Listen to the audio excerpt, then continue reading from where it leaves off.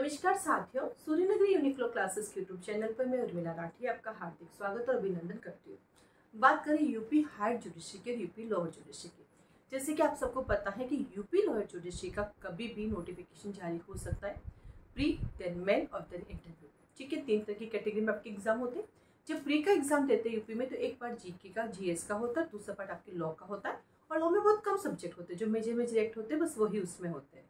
ठीक है, वहीं मैं बात करती हूँ मेन एग्जाम की। तो मेन एग्जाम के अंदर जो है आपके अलग अलग पेपर्स होते हैं, जिसके प्रोसीजर लॉ होता है, सब्सटेंटिव लॉ होता है, उसी के साथ एक जो पेपर होता है उसमें एक आईपीसी होता है और लोकल लॉज होते हैं। जो लोकल लॉज है यूपी के, यानी लोकल लॉज मतलब जो यूपी के खुद के लॉज है, जैसे कि यूपी म्यूनिसिपैलिटी है, यूपी पंचायत है, यूपी अर्बन है, यूपी डेवलपमेंट है, यूपी लैंड रेवेन्यू है, यूपी कंसोलिडेशन है ना।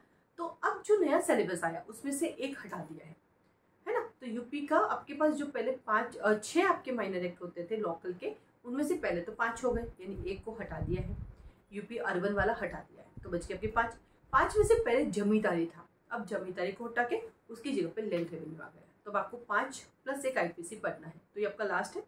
इसके लिए मार्केट में बहुत सारे गाइड्स अवेलेबल है, क्वेश्चन आंसर फॉर्म में भी वो दे रखे हैं।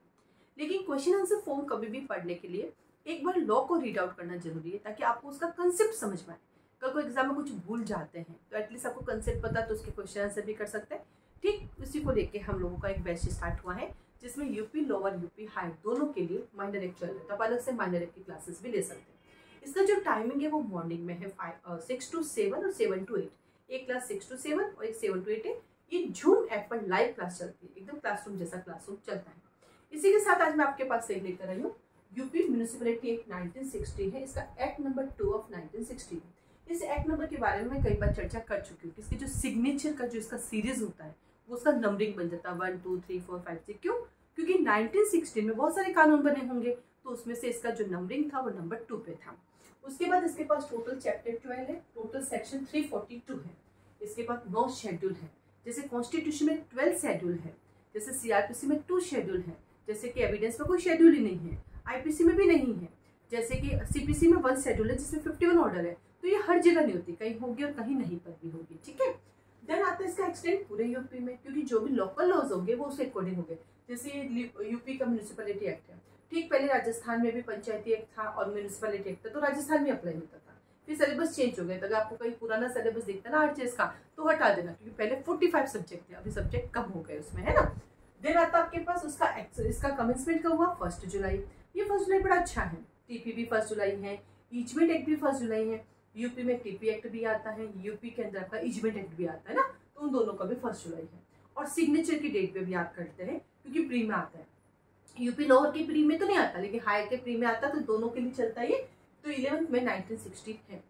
जब बात करते हैं चैप्टराइजेशन की, क्योंकि मैंने क्या कहा, एक रीडिंग आपको पूरे कानून की करनी चाहिए, ताकि उसके क्वेश्चन आंसर फॉर्म आपको याद रह सके। हम जब भी कोई कानून पढ़ते हैं उसका सबसे फर्स्ट होता है प्रीलिमिनरी, इसका भी प्रीलिमिनरी है। और बात करता है सेक्शन 1 2 का 2 छोटा सा है, वही अपना इंट्रोडक्शन देगा। जो प्रीलिमिनरी पार्ट होता है उसके अंदर एक तो सेक्शन 1 होता है जो अपने टाइटल के बारे में बताता है, एक्सटेंट के बारे में बताता है, और जो सेक्शन 2 होता है वो हमेशा डेफिनेशन क्लोज है। वो समझाना चाहता है कि इस कानून में तुम ये चीजें पढ़ने वाले हो, उसका मीनिंग ये है। क्योंकि हर चीज तो हमें नहीं आती ना, वो तो कहीं समझेंगे तभी पता चलेगा उसका मतलब क्या है। ठीक है, देन चैप्टर 2 जो है कॉन्स्टिट्यूशन करता है।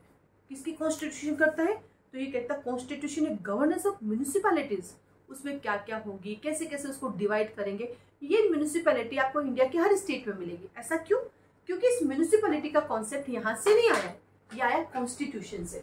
और कॉन्स्टिट्यूशन में कहा है ये? कॉन्स्टिट्यूशन पार्ट 9A में दिया हुआ है, 243 P से Z तक है। और साथ ही साथ स्केड्यूल नंबर जो है हमारे 12 में है, जो कि 74th अमेंडमेंट 1991 से जोड़ी गई है। तो इसका मतलब हुआ कि ये जो म्यूनिसिपैलिटी है वो इंडिया के सभी स्टेट में मिलेगा। हर स्टेट का अपना खुद का होता है, तो ये यूपी का है, तो ये लगभग सब जगह मिलेगा। कॉन्स्टिट्यूशन से निकल के आए ना, तो इसका कॉन्स्टिट्यूशन करेंगे आप 3 to 85, यानी देखो इतने सारे सेक्शन एक ही बार आ गए, 80 प्लस सेक्शन एक ही में आ गए, सेक्शन 3 से 85। ये जो सेक्शन 3 से 85 है, जब आप इसका बैरिक देखेंगे, इसका इंडेक्स देखेंगे, तो आप देखेंगे इसको 13 पार्ट में डिवाइड किया गया। तो उसको सुंदर से एक डायग्राम बनाना, उसमें पूरे के पूरे शेड्यूल को सुंदर सा लिखना, उससे आपका एक कॉन्फिडेंस डेवलप होगा, अरे मैं कर सकती हूँ, मुझे समझ में आ रहा है क्या कह रहा है।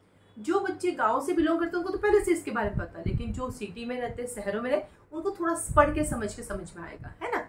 फिर आता है आपके पास कंडक्ट ऑफ बिजनेस। इस कंडक्ट ऑफ बिजनेस की मैं बात करूं तो आप देखते हैं कॉन्स्टिट्यूशन का पार्ट 5 और कॉन्स्टिट्यूशन का पार्ट 6, वहाँ पे जो मिनिस्टर्स होते हैं उनके लिए भी कंडक्ट ऑफ बिजनेस है कि ये लोग क्या क्या काम करेंगे, कैसे कैसे इनका काम डिवाइड होगा, कौन हेड होगा, प्रधान क्या काम करेंगे, है ना, मुखिया जो होगा वो क्या काम करेगा, जिला प्रमुख क्या काम करेगा, तो वो आता है हमारे पास। इसको भी डिवाइड किया गया है इन्होंने, कितने पार्ट में डिवाइड किया है इन्होंने आपको, तो इसकी नंबरिंग लगा दी मैंने। तो ये है आपके 7 पार्ट में इसको डिवाइड किया गया है। तो पहला प्रीलिमिनरी आया, देन कॉन्स्टिट्यूशन किया, फिर हमने इनको बिजनेस दे दिया, काम दे दिया, भैया तुम्हें ये काम करना है। फिर नंबर 4 कहता है फंड लाओ, प्रॉपर्टी लाओ। बिना पैसों के काम नहीं होता। पूरे एरिया में म्यूनिसिपैलिटी की कौन कौन सी प्रॉपर्टी है जिन पे वो लोग है ना शॉप्स बना के देते हैं, आपसे अर्निंग भी करनी पड़ती है इनको। फंड इकट्ठा कैसे करेंगे? फंड 2 तरह से इकट्ठा होता है, एक आप खुद अपनी जमीन को बना के लोगों को देके रेंट पे ले सकते हैं और एक आप किसी से ग्रांट भी ले सकते हैं। ठीक है, तो 1 कहता मैं प्रीलिमिनरी हूँ, 2 कहता मैं कॉन्स्टिट्यूशन हूँ, 3 कहता बिजनेस करूंगा और 4 कहता कि मैं अपने फंड अपनी प्रॉपर्टी के मैनेजमेंट करूंगा। कहाँ से कहाँ तक करूंगा मैं अपनी प्रॉपर्टी का? 114 से 127।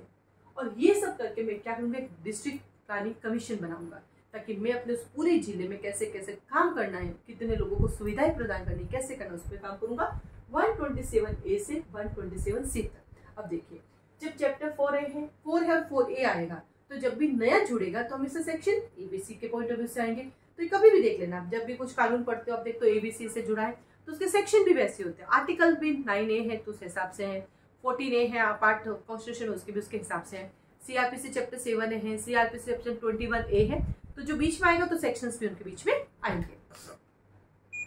ठीक है, उसके बाद हम चलते हैं चैप्टर 5 कहता है म्युनिसिपैलिटी कहते हैं टैक्सेशन, यानी आपको तो टैक्स लगाती हैं आपके ऊपर। आपको तो देखो खुद को तो भी टैक्स देना नहीं पड़ता, आपके फादर ग्रैंडफादर देते हैं, तो एक नॉमिनल टैक्स देना पड़ता है। ऐसा बहुत हाई फाई नहीं, 2 लाख 4 लाख नहीं, नॉमिनल होता है वो टैक्स जो है इनकी इनकम में काम आता है।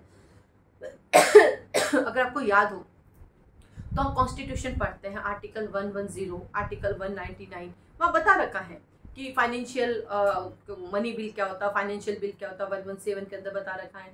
तो इनका जो फंड है कहाँ से आता है, क्या ये टैक्स जो है वो हमारा क्या बोलते हैं मनी बिल में काउंट होगा, यानी ये फंड ही से ये लोग अपना डेवलपमेंट करते हैं। 128 से 165 इसको भी डिवाइड कर रखा है 5 पार्ट के अंदर। देन आता है chapter 6 recovery of certain municipalities, claim कर सकते हैं। यहाँ से आपका एक क्वेश्चन बनता है कि क्लेम कब कैसे किया जाता है, क्योंकि हम जुडिशरी वाले हमें तो क्लेम से लेना देना होता है ना। तो ये बात करता है आपके पास नगर पालिकाओं की दावों की वसूली कैसे कैसे की जाएगी। यहाँ से 100% एक क्वेश्चन है। देखो कई बार पढ़ते पढ़ते मैं पता चल जाता है कि यहाँ से मेरे बैंक का क्वेश्चन बनेगा, क्योंकि ये सवाल जो है मेरे जुडिशरी पॉइंट ऑफ व्यू से है या मेरे जुडिशरी पॉइंट ऑफ व्यू से नहीं है। कहाँ से कहा था 166 से 177 याद करना भी इजी है, 6677 पे खत्म होता है। ठीक है, देन आता आपके पास चैप्टर नंबर 7। अब 7 कहता है भैया power of penalties in respect of buildings etcetera. अब इतना बड़ा देखो, power and penalties in respect of buildings, public drains, streets, extinction of fires, फिर आता सेवरेजेस एंड वाटर सप्लाई, सब कुछ आ जाता है हमारे पास। इनके ऊपर कैसे कैसे इनको यूज किया जाएगा, यदि कोई इनका मिसयूज करता है तो कैसे उन पर पेनल्टीज लगाएंगे। लोग अपने घर से थोड़े से बाहर आ जाते हैं, या पर खड्डा खुदवा देते हैं, या सामान ला के रख देते हैं, हटाते तक नहीं है। तो ये सबको कंट्रोल करने का, इन सबको मैनेजमेंट करने का, इनकी प्लानिंग करने का, कैसे आप उसको कर सकते हैं, ये सब दिया हुआ चैप्टर नंबर 7 में। कहाँ से कहाँ तक है 178 से 238। बाप रे, इतना सारा एक साथ कवर हो गया है ना। तो इसमें भी 8 है, पीछे भी 8 है। कितने पार्ट में डिवाइड किया गया इसको भी 7 पार्ट में डिवाइड किया गया। तो पहला कहता है मैं प्रीलिमिनरी हूँ, दूसरा कहता है मैं कॉन्स्टिट्यूशन करता हूँ, तीसरा मैं आपको कंडक्ट देता हूँ, चौथा कहता है मैं फंड ऑफ प्रॉपर्टी लाता हूँ, 4A कहता है हम डिस्ट्रिक्ट प्लानिंग कमीशन बनाएंगे, 5 कहता है मैं टैक्सेशन लगाऊंगा, 6 कहता है रुको यार अब अपने काम करते हैं, अपने क्लेम तो ले लेते हैं जो हमारा बकाया चल रहा है मार्केट में, और 7 कहता है अगर नहीं देते हो तो हमारे पास पेनल्टी लगाने की पार है। फिर आता अपने पास 8 कहता है अदर पार एंड पेनल्टीज भी है। तो जो 7 में दिए गए उसके अदर दिन भी कोई मैटर आते हैं तो वह कहाँ चले जाएंगे अपने पास, वो चले जाएंगे चैप्टर 8 में, जैसे कि भोजन के ऊपर बिक्री कर लगाना है, बिजनेस के ऊपर, पब्लिक सेफ्टी के ऊपर। तो इसको भी इन्होंने डिवाइड कर रखा है 7 पार्ट में, 237 से 295 तक। और देन आता है चैप्टर नंबर 9 कहता है चलिए ये सब चीज़ें हमने आपको बता दी, अब हम कुछ रूल और रेगुलेशंस कर लेते हैं। तो रूल्स रेगुलेशंस एंड बायलॉज क्या क्या होंगे इस म्यूनिसिपैलिटी में आपको सर्वाइव करने के लिए, आपको बिजनेस करने के लिए, रहने के लिए, मकान में रहना तो कैसे रहना है, सड़कों पे कैसे आपको सफर करना है, कहाँ आपके कब्रिस्तान होंगे, कहाँ बाकी चीज़ें होंगी, उन सबको लेके यहाँ पे बात करते हैं 296 से 301A तक। और इन सब के लिए एक प्रोसीजर दिया है 10 में, तो 10 फिर से हमें पढ़ना है क्योंकि जब प्रोसीजर वर्ड आता है जो हमारे लॉ से रिलेटेड होता है। तो आता प्रोसीजर, म्यूनिसिपैलिटीज नोटिस कब भेजेंगे आपको, कैसे भेजेंगे, और यदि म्यूनिसिपैलिटी आपको नोटिस दिया कि जल्दी से अपने घर के बाहर की सफाई कीजिए, आपने जो सामान इकट्ठा कर रखा वो अंदर कीजिए, दुकानों के बारे में आपने आधी दुकानें बाहर निकाली, उसको हटाइए। और नहीं करते, म्यूनिसिपैलिटी के नोटिस का ऑर्डर का डिसोबे करते हो तो आपके ऊपर प्रोसिक्यूशन चलाइएगा। यानी यहाँ से फिर से हमारे पास एक क्वेश्चन आता है मेन एग्जाम के लिए, ये तो है, ये मेन एग्जाम के लिए भी आता है। तो प्रोसीजर है आपके पास 302 से लेकर 326A तक, इसको 2 पार्ट में डिवाइड किया गया है।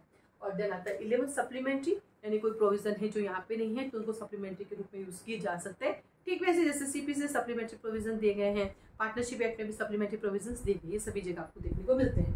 327 से 336A। और देन आता है आपका नोटिफाइड एरिया, जहाँ जहाँ पे इसका एक्सटेंड होगा, इसके रूल और रेगुलेशंस फॉलो होंगे। कहाँ से कहाँ तक? 337 से 342। तो आपको लोअर जुडिशरी हाई जुडिशरी करना है तो सबसे पहले जब इस वीडियो को सुन रहे होंगे तो अपने पास अपना बैलेट लेके बैठेगा, उसका इंडेक्स देखिएगा और उसके साथ ही आप सुंदर से एक डायग्राम बना दीजिएगा और इनको भी डिवाइड कीजिएगा, इनके भी आप टाइटल्स सेक्शंस लिख लीजिएगा। लिखेंगे तो आपको सुंदर से एक चार्ट तैयार हो जाएगा। वो चार्ट आपको एक कॉन्फिडेंस देगा कि यस मैं कर सकता हूँ। 2-3 कलर के पेन यूज़ कीजिएगा ताकि थोड़ा सा रंगीन होगा तो पढ़ने में मजा आएगा। मैं अक्सर एक चुटकुला सुनाती हूँ या यूँ कहूँ मैं एक पहेली पूछती हूँ कि भैया आप एक बात बताओ, ये जो अपने पास जो क्या बोलते हैं छाता होता है, तो लड़कियां हमेशा रंग बिरंगा छाता लगाती है जबकि लड़के जो होते हैं वो हमेशा ब्लैक कलर का छाता लगाते हैं, ऐसा क्यों? ऐसा क्यों? फिर उसका आंसर देती हूँ कि जो फ्लावर्स होते हैं वो कलरफुल होते हैं और जो कांटे होते हैं वो हमेशा ग्रीन कलर के होते हैं, सिर्फ हंसाने के लिए। इसका किसी से कोई लेना देना नहीं है, ये जस्ट हटाने के लिए, हंसाने के लिए सॉरी, कि कांटे हमेशा ग्रीन कलर के होते हैं और फूल्स जो होते हैं, फ्लावर्स जो होते हैं वो रंग बिरंगे होते हैं। तो इसलिए कलरफुल पेन यूज़ करके आप बनाइए तो थोड़ा सा आपको पढ़ने में मजा आएगा। देखो पढ़ने में कला होती है और कला के साथ पढ़ोगे तो म्यूनिसिपैलिटी एक्ट भी ईजी लगेगा और नहीं तो एविडेंस भी टफ लगेगा। तो छोटे मोटे को करने के लिए एक मैं आपको मतलब सारे सब्जेक्ट पढ़ा सकती हूँ।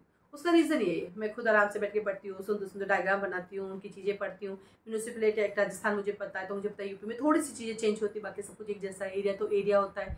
तो वो एंटरटेन करके पढ़ती हूँ, एंजॉय करके पढ़ती हूँ, वॉक करते हुए पढ़ती हूँ, बैठ के पढ़ती हूँ, लेट के कभी नहीं पढ़ती, नींद आ जाती है ना। तो अपने आप को एंजॉय करते हैं। अब आप में से मुझे गाने सुन के पढ़ते हैं, वो मुझे नहीं आता, क्योंकि मैं गाने सुन के फिर मैं डांस करने लग जाऊँगी, फिर मैं पढ़ाई थोड़ी करूँगी। तो एंजॉय करते हुए पढ़िए, सुबह अर्ली मॉर्निंग उठ के पढ़िए। आपको लगता है मैं अर्ली मॉर्निंग नहीं लेट नाइट पढ़ सकता हूँ तो लेट नाइट पढ़िए, लेकिन नींद पूरी कीजिए। खाने में ध्यान रखिए और एक अपना टारगेट बना दीजिए, मुझे हर हाल में जज बनना है और उसके लिए मुझे बहुत सारी पढ़ाई करनी है। पर जो पढ़ूंगा उसको बार बार पढ़ूंगा। ऐसे नहीं ये पढ़ लिया छोड़ दे फिर तो नहीं होता है। जो पढ़ूंगा वो बार बार पढ़ूंगा तो 100% सिलेक्शन होता है। आज के लिए धन्यवाद।